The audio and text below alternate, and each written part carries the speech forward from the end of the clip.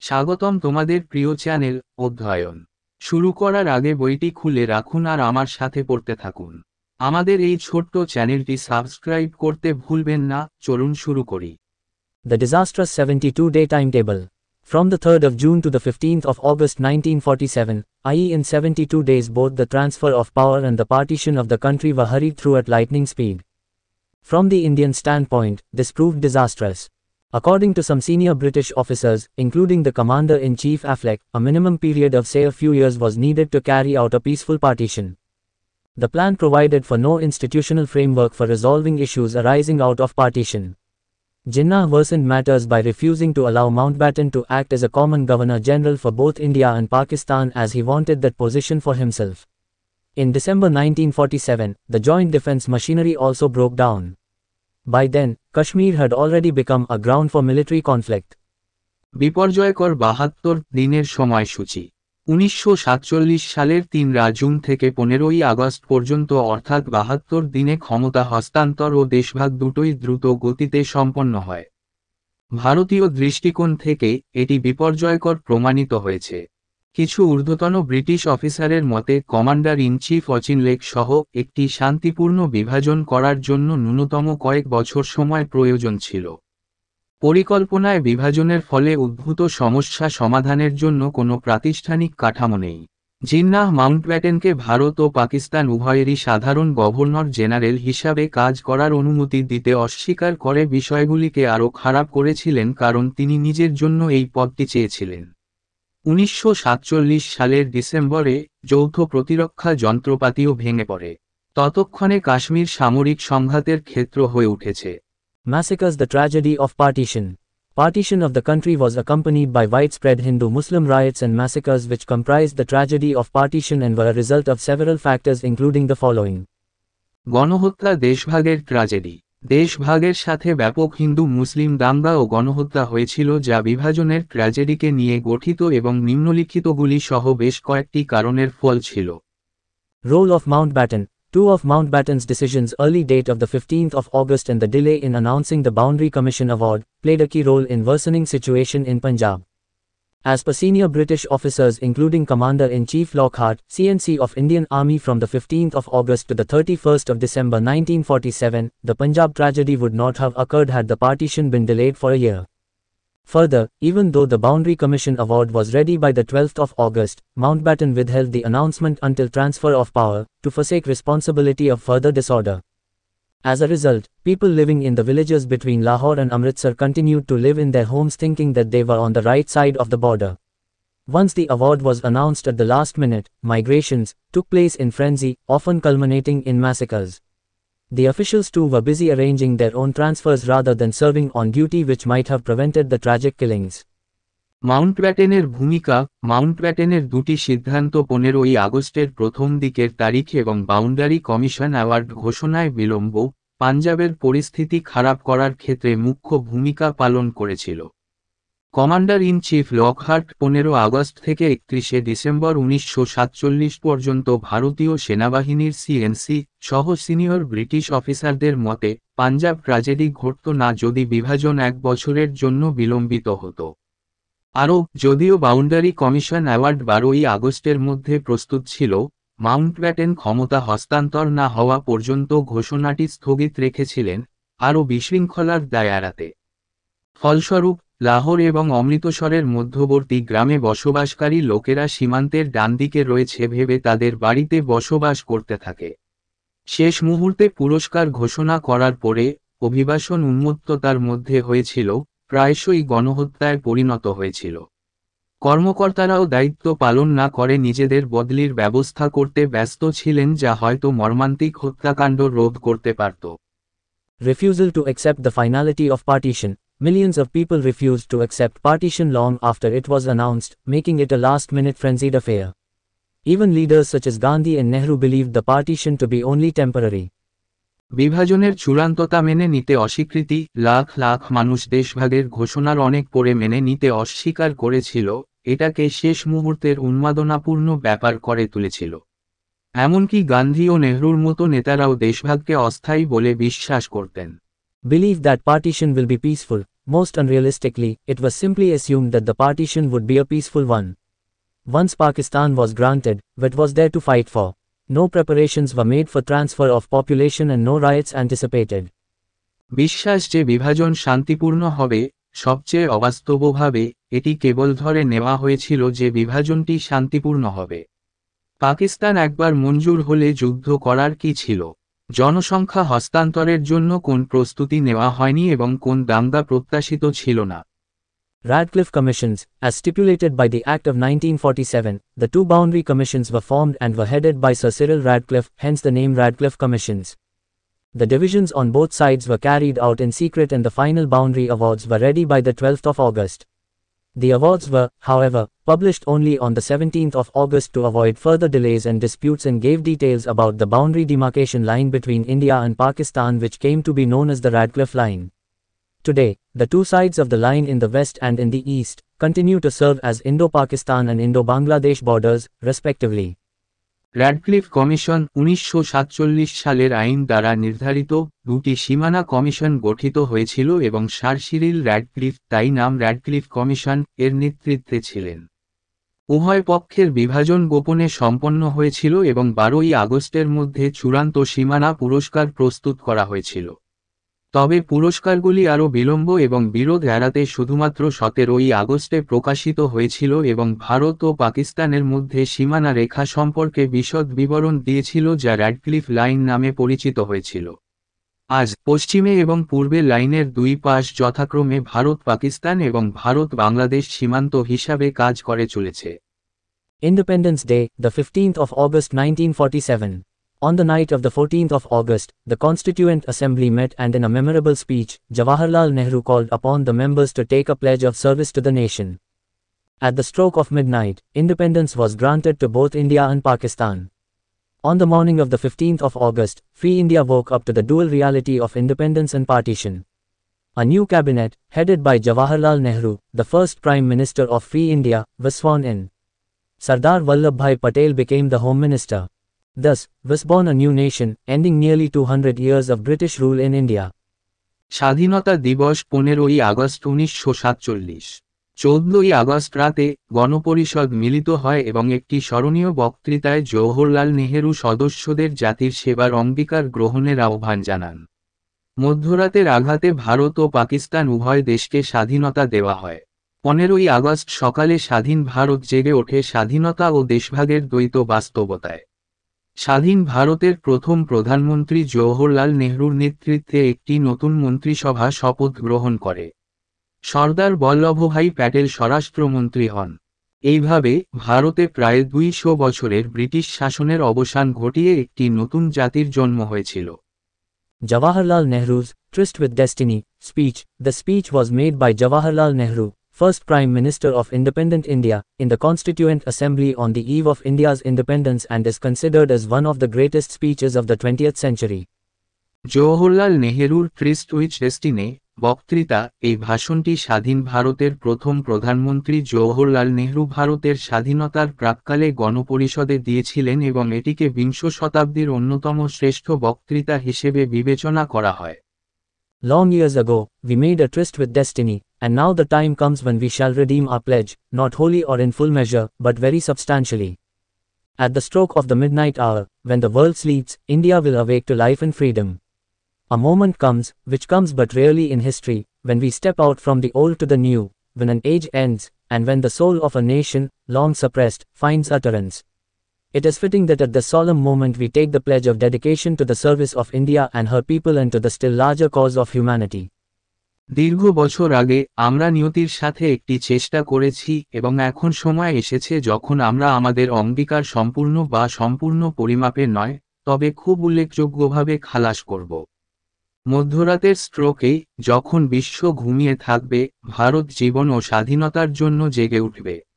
একটি মুহূর্ত আসে, যা ইতিহাসে খুব কমই আসে, যখন আমরা পুরাতন থেকে নতুনের দিকে পা রাখি, যখন একটি যুগ শেষ হয়, এবং যখন একটি জাতির আত্মা দীর্ঘ চাপা উচ্চারণ খুঁজে পায়। এটা উপযুক্ত যে এই গৌরবময় মুহূর্তে আমরা ভারত ও তার জনগণের সেবা এবং মানবতার আরও বৃহত্তর উদ্দেশ্যে উৎসর্গের অঙ্গীকার গ্রহণ করি। Princely States and Partition. As per the India Independence Act, the princely states were free to join either of the two dominions. In the context of statesist people's movements and the tactful diplomacy of Sardar Patel, Indian Home Minister, most of them decided to accede to India. Those who held back their decision for some time were the following. Princely states এবং partition.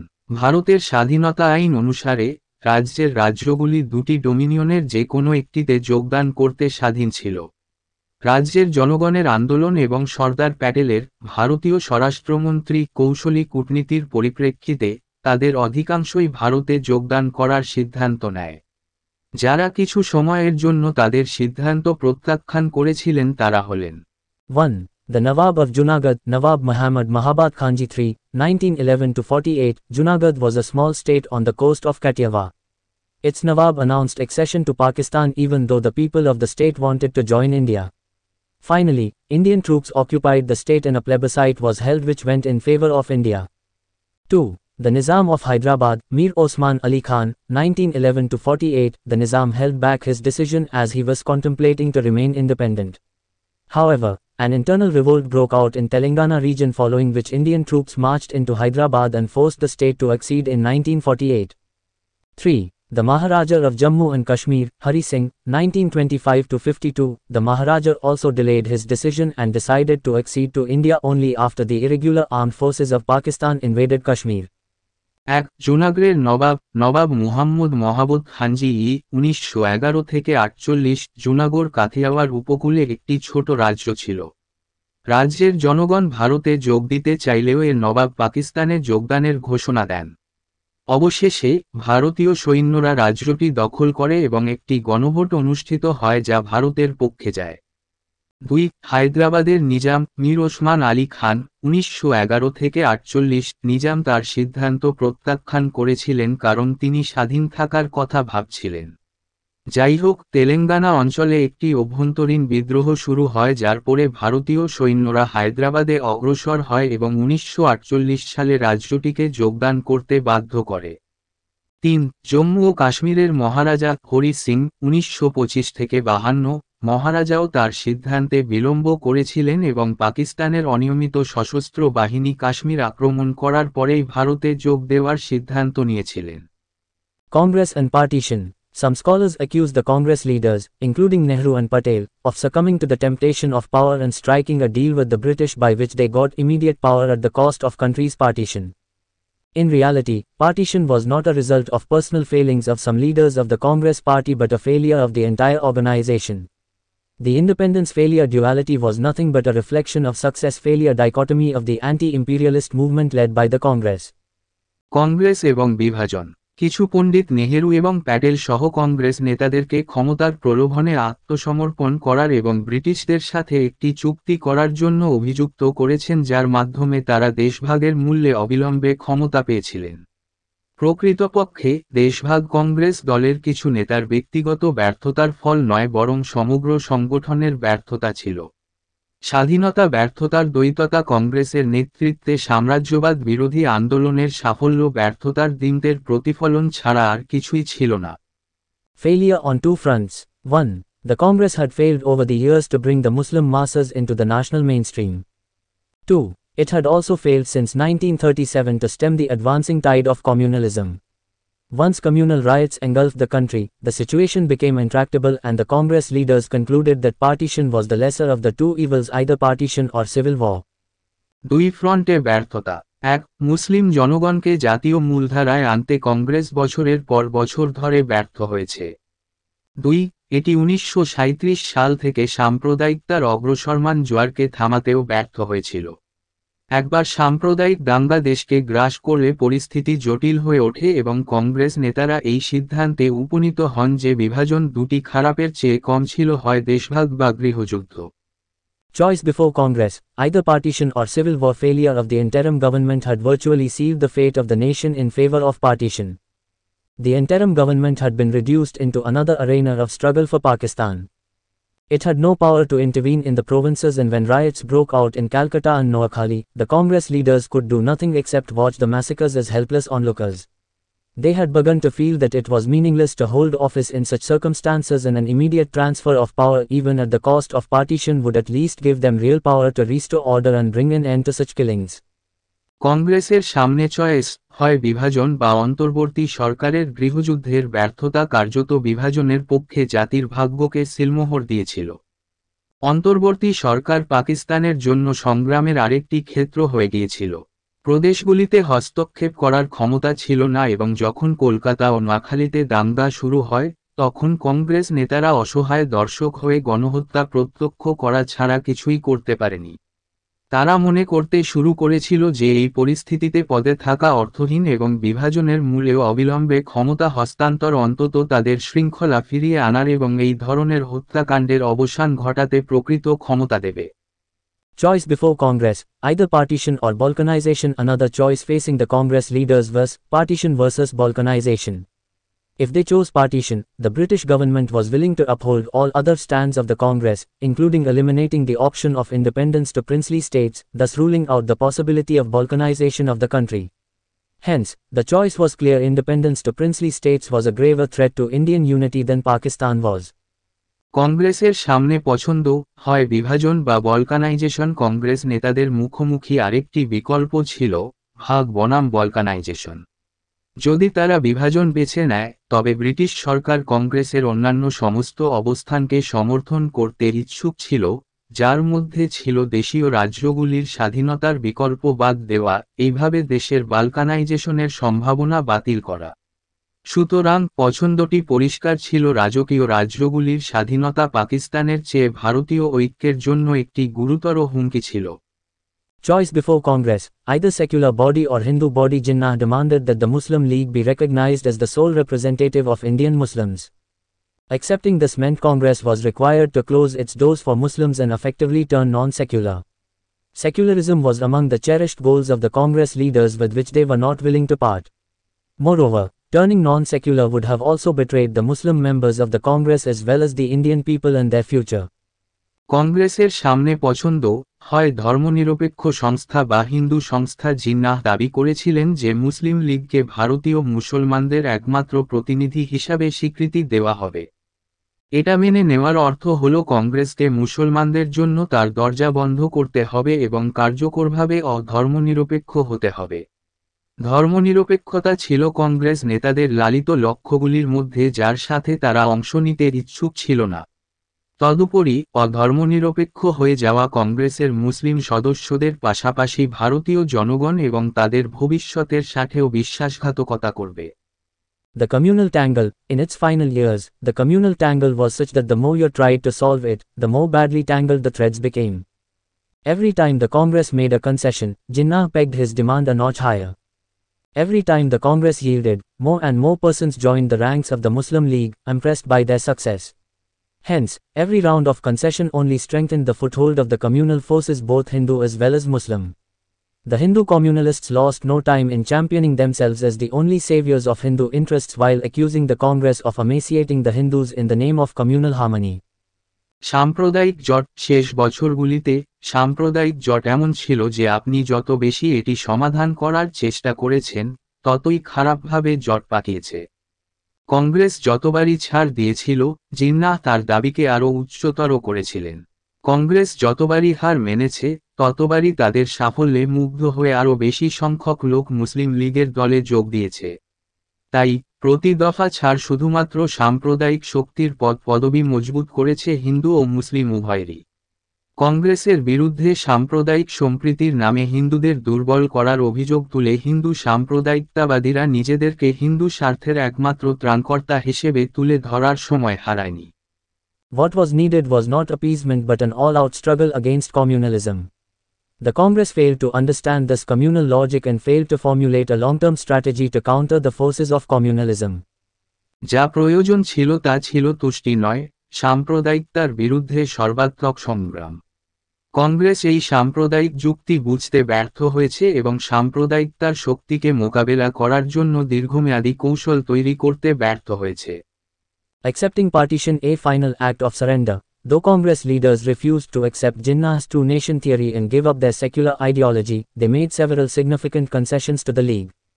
বিভাজন আত্মসমর্পণের চূড়ান্ত আইন স্বীকার করা, যদিও কংগ্রেস নেতারা জিন্নাহর দ্বি-জাতি তত্ত্বকে মেনে নিতে এবং তাদের ধর্মনিরপেক্ষ আদর্শ ত্যাগ করতে অস্বীকার করেছিলেন, তারা লীগকে বেশ কিছু উল্লেখযোগ্য ছাড় দিয়েছিল। In 1942, at the time of Cripps Mission, autonomy for Muslim-majority provinces was accepted.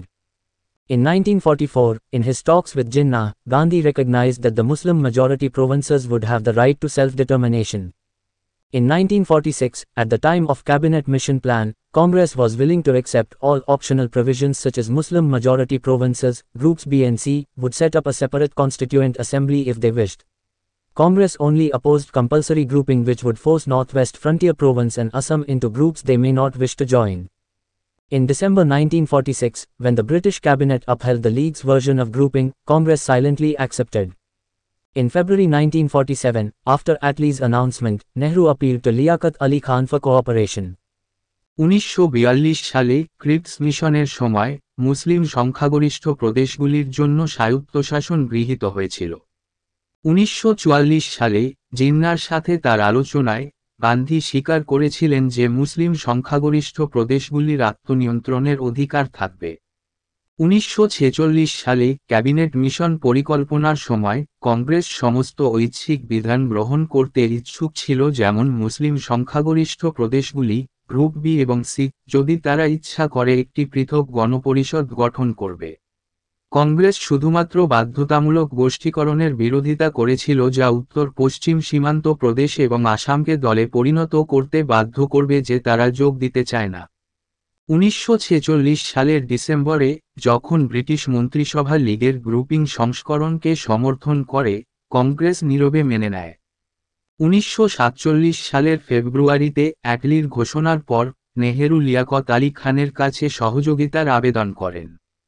Thus, accepting partition under the 3rd of June plan was final act of surrender before Jinnah's unshakable demand for a separate Muslim state. At the same time, it must be remembered that even though the nationalist leaders accepted partition, they did not accept the two-nation theory and strove to establish a secular state in independent India. এইভাবে 3 June পরিকল্পনার অধীনে বিভাজন মেনে নেওয়া একটি পৃথক মুসলিম রাষ্ট্রের জন্য জিন্নাহর অটল দাবির সামনে আত্মসমর্পণের চূড়ান্ত কাজ। একই সঙ্গে মনে রাখতে হবে যে জাতীয়তাবাদী নেতারা দেশভাগ মেনে নিলেও তারা দ্বিজাতি তত্ত্ব মেনে নেননি এবং স্বাধীন ভারতে একটি ধর্মনিরপেক্ষ রাষ্ট্র প্রতিষ্ঠার চেষ্টা করেছিলেন। To most ironically, even Jinnah tried to roll back his two-nation theory once Pakistan was created. On the 11th of August 1947, he declared in the Constituent Assembly of Pakistan, "You may belong to any religion or caste or creed that has nothing to do with the business of the state." He was in vain trying to put back in the bottle the genie he had released to practice communal politics. সবচেয়ে হাস্যকরভাবে, এমনকি জিন্নাহ পাকিস্তান তৈরি হওয়ার পরে তার দ্বিজাতি তত্ত্বকে ফিরিয়ে আনার চেষ্টা করেছিলেন। 11ই আগস্ট 1947-এ তিনি পাকিস্তানের গণপরিষদে ঘোষণা করেছিলেন, আপনি যে কোনো ধর্ম বা বর্ণ বা ধর্মের অন্তর্গত হতে পারেন যার সাথে রাষ্ট্রের ব্যবসায়ের কোনো সম্পর্ক নেই। সাম্প্রদায়িক রাজনীতি চর্চার জন্য জিন্নাহ যে বোতলে ছেড়ে দিয়েছিল তা ফিরিয়ে দেওয়ার চেষ্টা করেও সে বৃথাই চেষ্টা করেছিল। In the words of Bipin Chandra, the fact is that communalism is basically an ideology which could not have been and cannot be appealed, it had to be confronted and opposed. The failure to do so was the real weakness of the Congress and the national movement. Bipin চন্দ্রের ভাষায়, বাস্তবতা হল সাম্প্রদায়িকতা মূলত একটি আদর্শ যাকে appeal করা যায় না এবং করা যায় না, এর মোকাবিলা ও বিরোধিতা করতে হয়। তা করতে ব্যর্থ হওয়াটাই ছিল কংগ্রেস এবং জাতীয় আন্দোলনের প্রকৃত দুর্বলতা। এখানেই এই ভিডিওটি শেষ করলাম। পরবর্তী ভিডিওতে আমরা বাকিটা পড়ব।